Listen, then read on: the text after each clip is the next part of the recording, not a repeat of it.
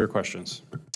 At the outset, I want to express, as many members have, as President Trump did, the admiration and respect for the bravery and skill of the officers who were on site that day, Secret Service officers, as well as all the local law enforcement. As it happened, my 9-year-old son was watching with me that afternoon, and it was hard to get him to turn away from it. And he asked who all those men and women were who jumped on Mr. Trump. And I said, in layman's terms, those are his bodyguards. And he said, what are they doing? I said, they're protecting him from a bullet. And he said, actually? And I said, yes. He said, for real? And I said, yes. And it was hard for him to process that. But as a reminder, I told him that there are men and women in the Secret Service and law enforcement and the military who are willing to die for our country.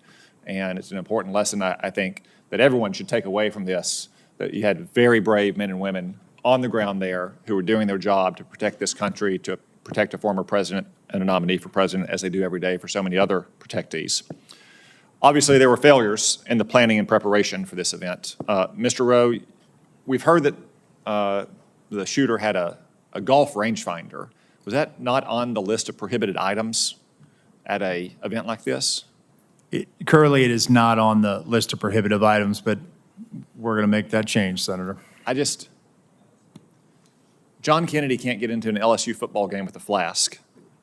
Yeah, I can. Well, he probably can, but he's not supposed to. It just seems like common sense that you don't need a laser rangefinder at an event like this. And it feels like that a lot of that was just the lack of common sense being exercised. Are officers not empowered on the front line to use common sense to say, like, if a guy has a laser rangefinder, he should be detained, or at least stopped, and that's why he's carrying it around. If you have a building like this that's not secure from 150 meters away, someone, even the front line, lowest level, most junior officer, should be able to kind of like send up the red flag immediately and say, like, we need to halt everything right now and figure out what the hell is going on. I mean, do officers not feel empowered to use that kind of common sense? I would hope they would, Senator. I can tell you from our uniform division officers that run our magnetometer screening, they do a tremendous job. And even though something may or may not be on the prohibitive items list, they are well trained, and they do exercise that good common sense. And you want this important message. Okay, I want every one of your officers all around the country to hear that their acting director wants them to exercise common sense. It doesn't have to be policy or protocol or procedure. They should exercise common sense. Thank you for that. So it was reported right before Ms. Cheadle's hearing last week that, in fact, President Trump's detail had requested more resources and those had been denied. She said that she did not deny those resources. You've testified this morning that you did not either. So who did? I mean, the Secret Service is not the post office. It's not this vast bureaucracy. Right. Like, I'm not surprised to hear that you knew the counter sniper. It's a small agency, and you have a lot of career officers. Like, surely you've gotten to the bottom by now of on whose desk this request landed and who denied it. So, Senator, sometimes when they make a request, they may not have the asset available. For example, there may be, instead of the detail may say, hey, we want 15 magnetometers. What we'll look at it based on what the event size. We'll say, hey, listen, we're going to send 10 based on our protocols of screening so many. We have a flow rate of how many people we can put through. When it comes to a counter sniper or something like that, because I know that's been the subject of some media reporting where they have requested counter snipers. We do have a finite number of counter snipers. And so what we try to do is if we cannot fill that asset, and that's where we'll say, hey, we can't fill this assignment. However, through the field office, they will use local law enforcement resources. And so in those situations, for example, in the one that has been the subject of a lot of reporting with Pickens, South Carolina, they in fact did use local assets to be able to do that. And there were 3 counter sniper teams. One of them was formerly with the Secret Service Uniform Division. And so they actually used the same practices that we use. So it's not that there was a drop in the capability. They actually used the best practices that we would use.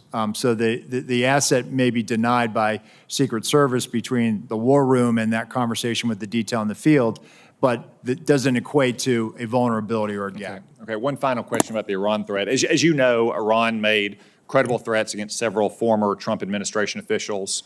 many of whom still have government-provided security details to this day. Ms. Cheadle removed Secret Service protection from Robert O'Brien last year.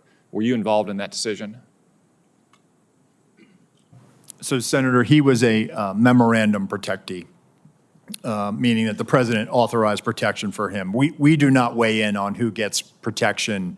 Why? So you're still protecting some others. I won't reveal their names. But you are still protecting others, and other personal security offices in the federal government are protecting others. Other officials, I won't reveal their names. Like who made the decision that Robert O'Brien no longer needed a security detail, despite Iran's ongoing credible threats? So I can tell you, sir, it wasn't the Secret Service. We don't factor into that decision. Can you take a look at why that happened now that you're in charge, and consider the possibility that he might still need that protection, given all of his counterparts in the Trump administration still have protection? I will do so, Senator. Go ahead. No, you go ahead. Go ahead. I would have said, like, again, I'm not going to reveal the protective details, but I'm pretty confident that the agency can get this done. And I think it needs to get done if you look at the kind of ongoing threats that he and all these others face. Yeah, I will, sir. Despite all the resource constraints we've talked about today, he's not the President of the United States. He doesn't have an 18-car motorcade, nor do any of the others. I think he needs that protective detail, and now that you're in charge, I'm asking you to take a new look at that and also talk to your supervisors inside the department about whether you can spare just that small, limited amount of resources, okay? Senator Welch, you're recognized for your question. I will, sir.